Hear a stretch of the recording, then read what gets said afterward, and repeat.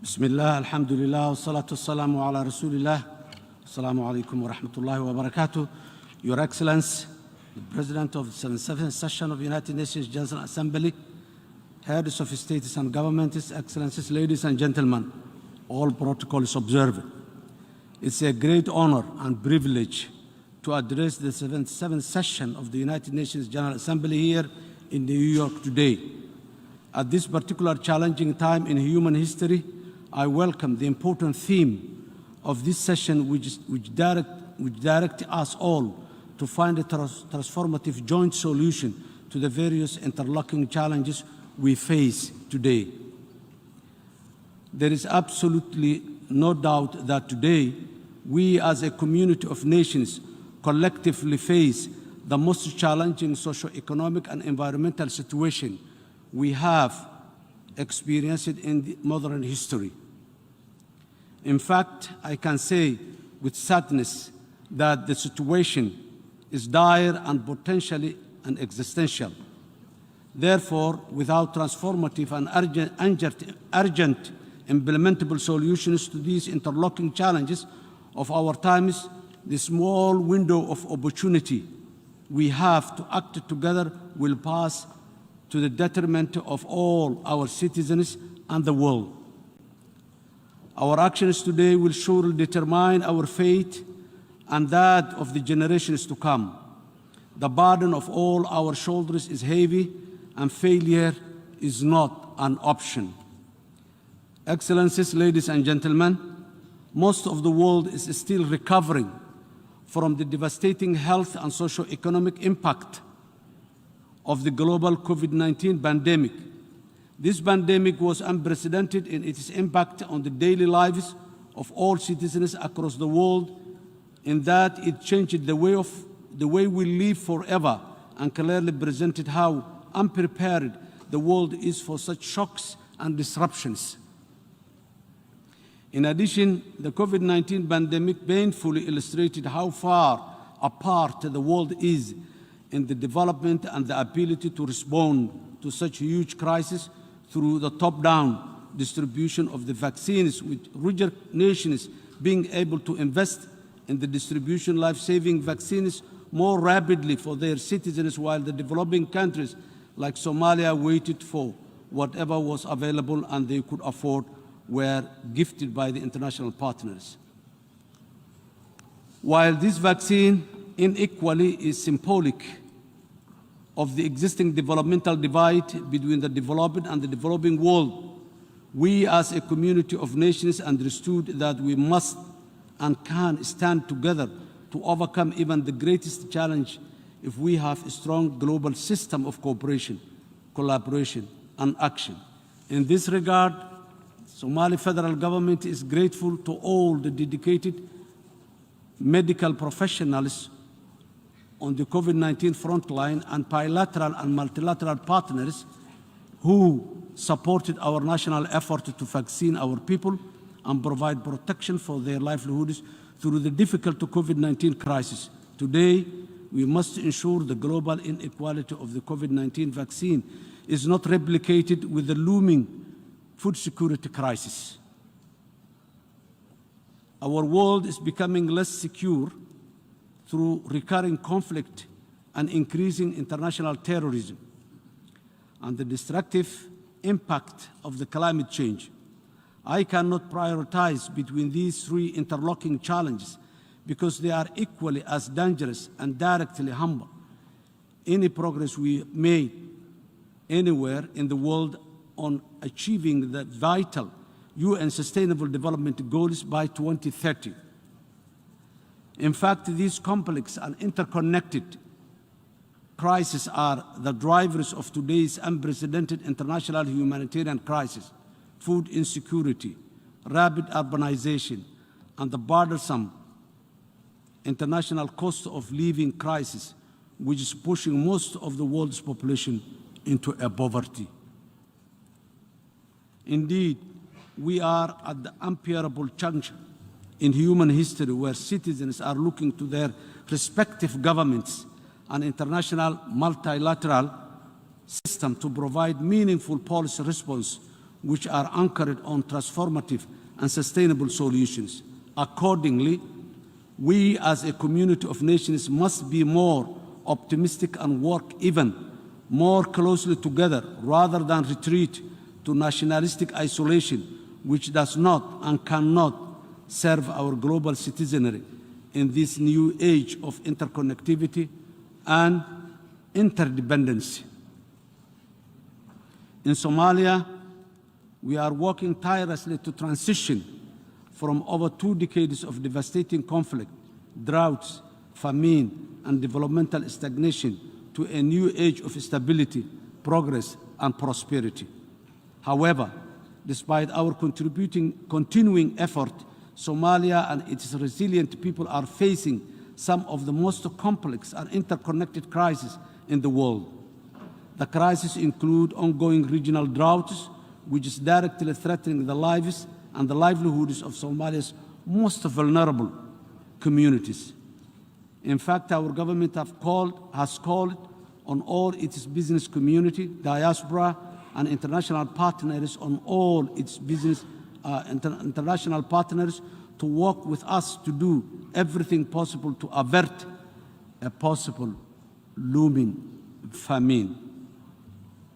We urge all our partners to heed our call and work with us to provide immediate support and relief to the most affected communities. In the long term, we must collectively work together to ensure that we mitigate the acceleration of the dangerous and costly climate crisis through meeting the commitment to invest in and adequately finance climate adaptation in most affected and vulnerable regions of the world, including sub-Saharan Africa. Key areas of investment must be sustainable water management, biodiversity protection to enhance food security, climate-smart agriculture, resilient infrastructure, and most investment in renewable energy. In Somalia, for the first time, we've established a new Ministry of Environment and Climate Change to lead on the urgent process of addressing the devastating impact of our national and regional environmental deterioration. Somalia is caught between floods and droughts annually owing to climate change and poor infrastructure. Our people, who have a long tradition of living harmoniously with the nature and parallelly contributing to poisonous emissions warming the earth, are the ones that are paying with their lives today. We are therefore taking the matter of protecting our environment seriously because we know climate change is real and we are living with the evidence of its painful and destructive reality today. We also know that Somalia and the rest of the world cannot develop sustainably without the global climate crisis being jointly addressed quickly and effectively, because our whole way of life and most importantly, job-creating productive sectors of our economy, including agriculture, livestock, fisheries, and the wider blue economy, depend on the climate. Excellencies, ladies and gentlemen, terrorists are making our world less safe by the day. Terrorism remains a persistent and complex challenge which both contributes to and exacerbates all other crises, including food insecurity, displacement of people from their homes, and climate change. Terrorists have no religion or human values. They are violent criminals who seek to simply terrorize innocent people. We must continue to stand up to them with all our collective strength and effort. Nowhere in the world has there been an example of terrorist organizations succeeding against a united governments and people, let alone govern justly as they falsely claim. The most important lesson we have learned in the long modern war against international terrorists and the terrorism is that neither can be contained or degraded. They need to be comprehensively defeated wherever they are. In Somalia, we are actively fighting the terrorist group called Al-Shabaab, who are Al-Qaeda affiliate, and ISIS separately. Both are criminally misrepresenting the beautiful and the peaceful Islamic religion and values to destabilize the region, and in the process terrorize the Somali people and their brothers and sisters in the neighboring countries and across the world. In recent weeks, the unprovoked, violent, and senseless actions of Al-Shabaab against innocent civilians across Somalia has highlighted the urgent need for an expedited common national and international response to defeating them on a permanent basis to advance regional and global security. At the height of the humanitarian crisis, this group, which falsely claims to be Islamic, blew up desperately needed water wells, water catchments, banned transport, carrying food, and killed innocent people who were already struggling to live because of the impact of the severe drought in our country today. This is the true criminal and despicable face and intentions of the terrorists and terrorism. On our part, the Somali federal government and its federal member states, with the direct support of our brave and resilient people, are responding by challenging and defeating terrorist groups in major localities in which they still remain some parts. The Somali people have begun to organically rise up in support of their government's call to defeat themselves and their nation from the evils of terror. As recently as this past month, more towns and villages were recovered from our offensive military operations with the support of the local communities. We are now confident that some enhanced public support, our government will eliminate terrorism from Somalia. Because the Somali people have finally realized that Al-Shabaab's repressive actions will not end until we all take action to achieve this. In a nutshell, the Somali people now believe Al-Shabaab can and only be defeated, and this is our real source of energy and inspiration as a government in the fight against international terrorism. As the policy level, the Somali government will continue to work with all its partners, including the African Union Transition Mission in Somalia, in the fight against global terrorism. We are fully committed to doing the heavy lifting to secure our future. However, to deliver the killer blow to the violence and the insecurity, we must think past the notions of containing and degrading Al-Shabaab or any other terrorist organization anywhere in the world. We know these policies are no longer as effective as they were once thought to be at this advanced stage in the fight against the ever-evolving global terrorism threat. Instead, we need to focus all our joint effort on Somali government's new strategy of military, ideological, and financially challenging terrorism and terrorists to ensure that they are comprehensively defeated once and for all and quickly. Furthermore, the Somali government is sincerely committed to working with all the partners to effectively train, equip, and sustain its armed forces with a view to ongoing forward fully. That is the only long-term sustainable solution for stability and progress our country and the region and the world at large. This effort is Somali government is paying within the complex network of challenges of the climate change effects and the poverty at the present. Ladies and gentlemen, without predictable and committed national and international financing, it's not possible to realize the transformative solution to financing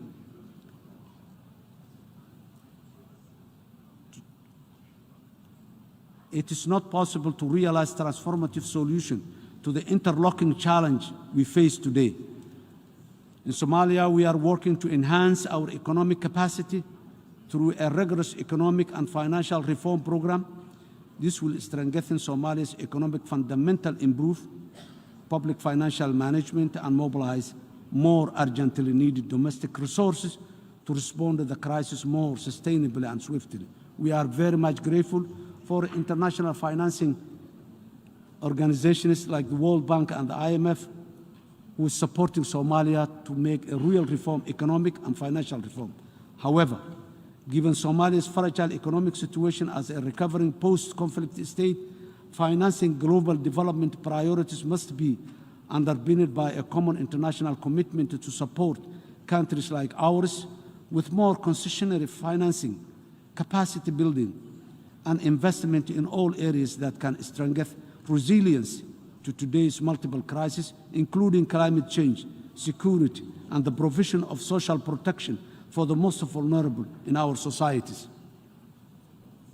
We must also facilitate and promote private sector investment and participation in overcoming these challenges to transition from simply what is now referred to as a corporate social responsibility to common social prosperity, in which we all contribute our fair share, and our governments must facilitate and improve further the enabling environment necessary for that private investment.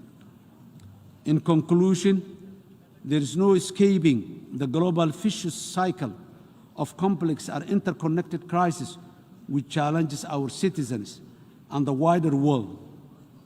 More worryingly, they have become repetitive and without strong bilateral, multilateral, civil society and private sector partnership, they cannot be addressed effectively anywhere or by any single nation or geographic region alone. In the absence of urgent and effective joint action starting today, the dream of achieving the UN's Sustainable Development Goals by 2030 will remain just that, a mere distant dream. On our part, the Somali government is committed and determined to defeat international terrorism with all our international partners, tackle extreme poverty, raise the environmental consciousness of our population, mitigate the worst of the climate change impact, and rebuild an inclusive, resilient, and people-centered society and economy through our successful ongoing socio-economic reform program. These are the basis for the transformative solutions that will help us mitigate and overcome the interlocking challenges that our nations face today and pave the way for a future progress and prosperity. The most important lessons we learned from dealing with the multiple complex and interconnected crises in Somalia is that we must not always be behind and plan for and respond to the worst cases of emergency. When we have many early national and international warning systems in place, it's better and more just and prudent to plan ahead and focus on building resilience by finding and financing durable solutions that help to deliver sustainable development for the most vulnerable across the world. In Somalia, we have a wise saying, and it is, one finger cannot wash a whole face. If we work together sincerely, collaboratively, as a community of nations, no challenge, no matter how big it is insurmountable. I thank you all.